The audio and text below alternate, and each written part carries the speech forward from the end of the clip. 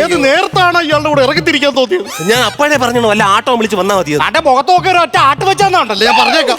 അയ്യോ എന്തുപറ്റി? കിതപ്പ്. നിങ്ങൾക്ക് ഇത് എന്തിന്റെ കിതപ്പായിരുന്നു? നമ്മൾ ടാക്സി വിളിച്ച് വന്നിരുന്നെങ്കിൽ ഇത്രയും പൈസ ആകത്തില്ല. ഇപ്പൊ നാരങ്ങ വെള്ളം കുടിച്ചതിന് തന്നെ എത്ര രൂപയെന്ന് അറിയാമോ? എനിക്കറിയാൻ മെലിഞ്ഞിട്ട് ഇത് എന്തോ ചെയ്യൂന്ന് പറഞ്ഞുകൂടാ. ചന്തു, നീ വീട്ടിൽ കിടന്ന് മിണ്ടാതിരിക്കുമല്ലോ, ഇവിടെ വരുമ്പോ നിനക്ക് ഇത്ര അലപ്പന്ത്ര. ആ വീട്ടിൽ ഞാൻ അങ്ങനെയാ പൂച്ചയെ പോലെ ഇരിക്കും, പക്ഷെ പുറത്തിറങ്ങി കഴിഞ്ഞാൽ ഞാൻ മഹാ കൂറയാ. എന്റെ വായിന്ന് എന്തൊക്കെ വരുമെന്ന് എനിക്ക് തന്നെ അറിഞ്ഞൂടെ. പറഞ്ഞേക്കാം ചന്തു, നമ്മൾ വിചാരിക്കും പോലെ അല്ല. നീ പാതിരാത്രിക്ക് 12 മണിക്കൊന്നും കയറി തെക്കിനിയുടെ ഭാഗത്തൂടെ നടക്കരുത്. അവിടെ കേട്ടൊരു ഒച്ച എന്ന് പറഞ്ഞാലുണ്ടല്ലോ, ആ മാതിരി ഒരു അലർച്ചയാ ഞാൻ കേട്ടത്.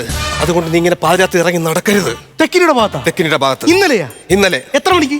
രാത്രി ഒരു 12:30 മണിയായി കാണും. തെക്കിനിയുടെ ഏത് ഭാഗത്ത്? ഇടത്തെ ഭാഗത്ത്. ബാത്റൂമിൽ പോകാൻ സമ്മതിക്കത്തില്ല.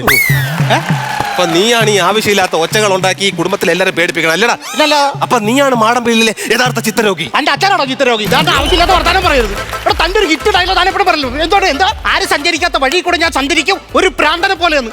കറക്റ്റ് പ്രാന്തനാണ്.